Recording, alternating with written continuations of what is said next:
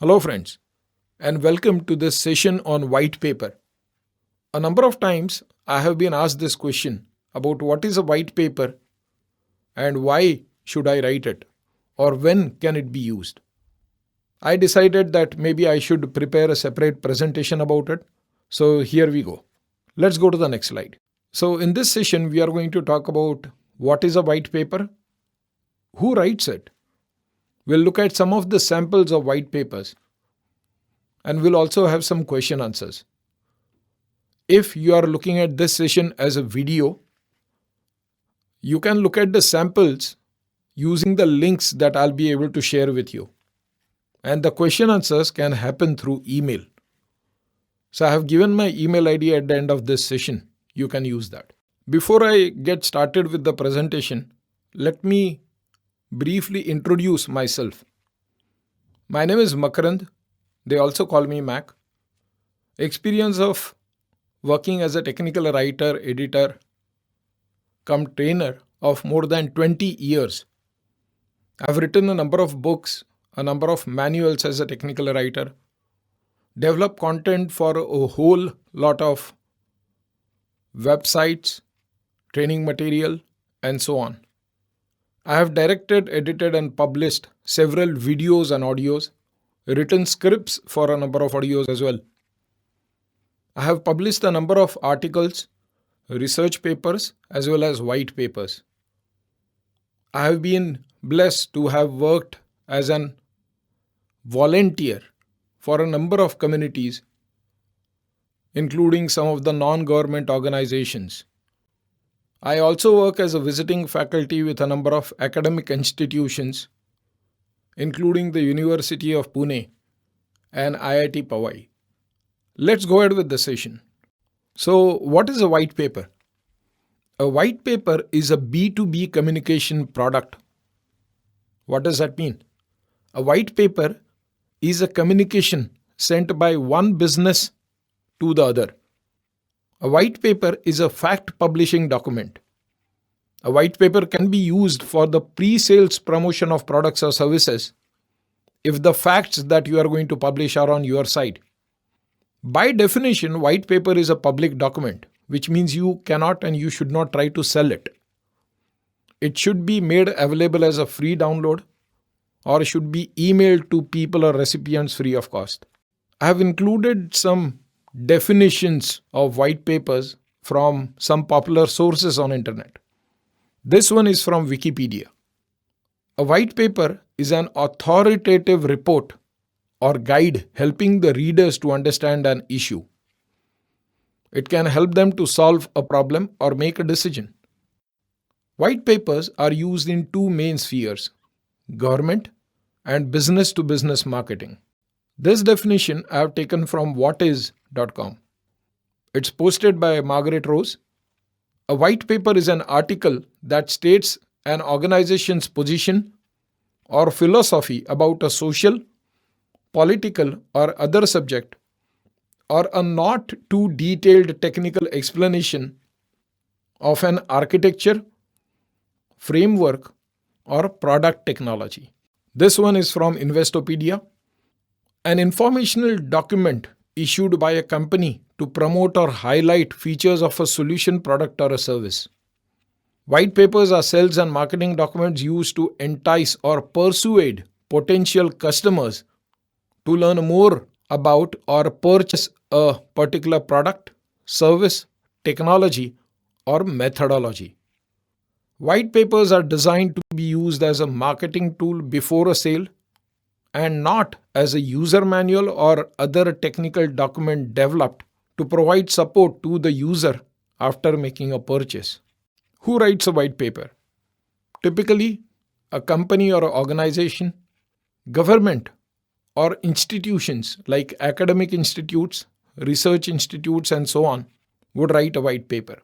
Who reads white papers?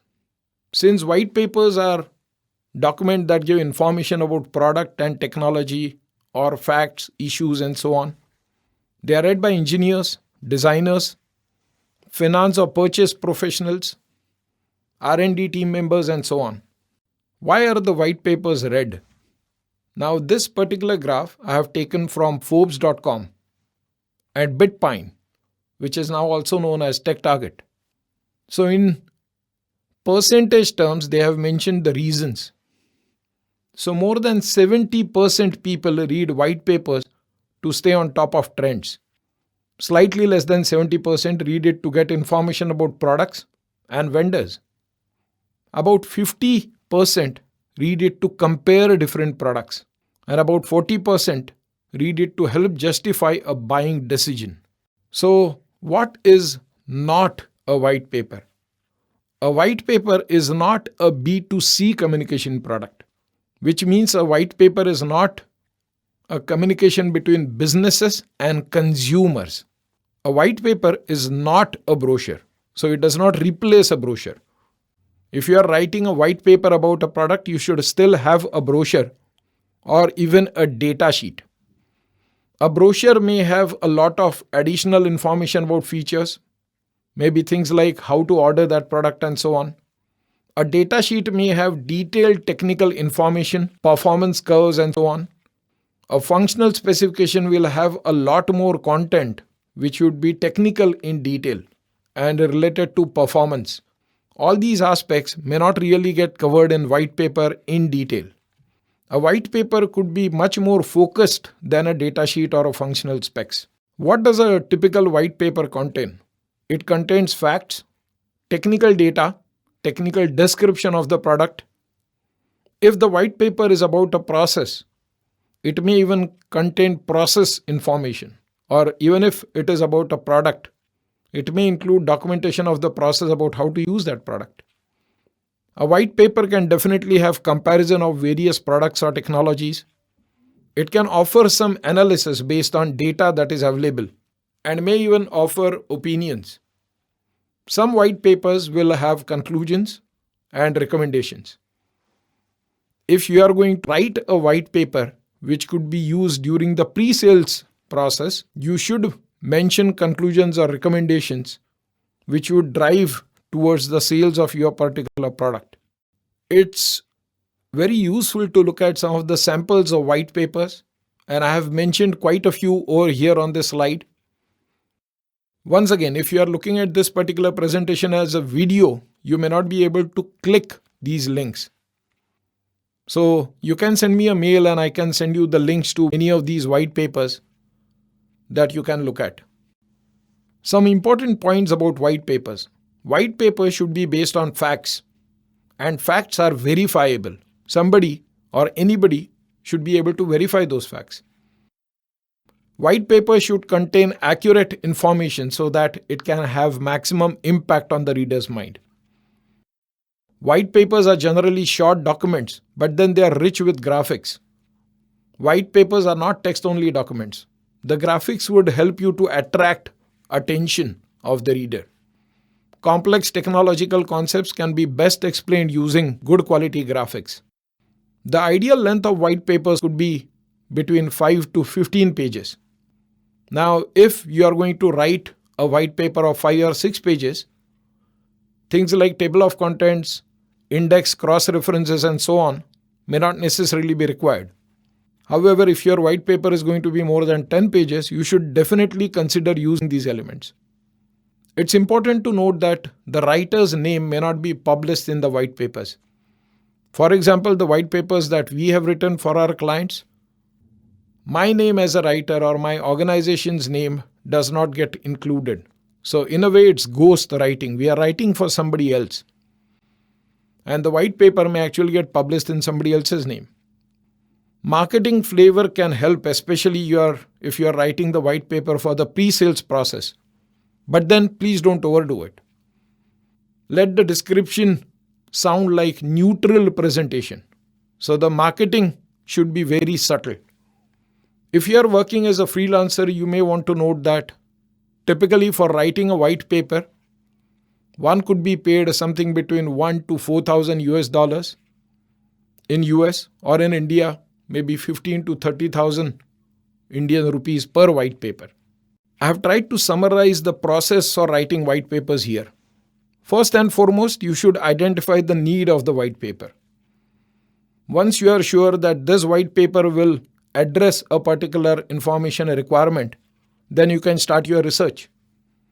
Based on the research that you have done and the data that you have collected, you should do a feasibility study of whether a white paper can be written, and if yes, is it going to offer considerable amount of value to the reader. Then go ahead and prepare the outline of your white paper. Get your outline approved, especially if there is going to be some budget for writing that white paper. If you are writing it for a company, your client maybe get the budget approved, get the commercial approvals and so on. If you are writing it for your own company, get the outline approved from the subject matter expert, or especially the person whose name is going to be published on the white paper. Study the content, design your white paper, develop the graphics that you are going to include in it. Write your content. Review the content using the typical review checklist. Check for spellings, grammar, punctuation marks, and so on. Finally, once your writing, formatting, and everything is done, go ahead and publish your white paper. When you publish your white paper, you'll need to host it maybe on your website or then send it through email to prospective clients and so on.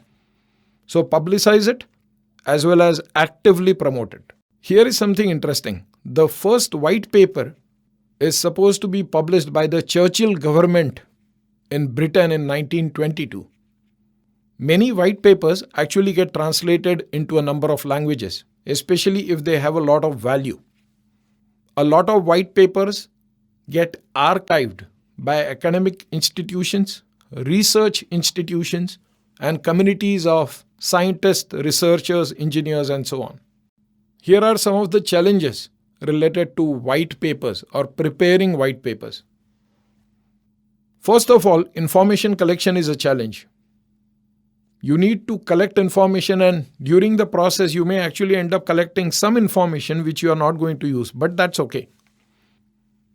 Make sure that you are going to make the white paper appealing to the audience. As I have mentioned earlier, including good graphics is an excellent way of doing that.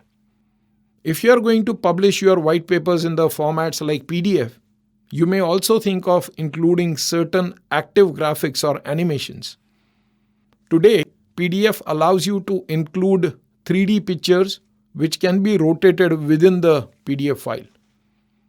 Managing time becomes a challenge, especially if you are a freelancer, because once you have given a white paper for review, there could be a gap, and you should have some work in hand to cover that gap.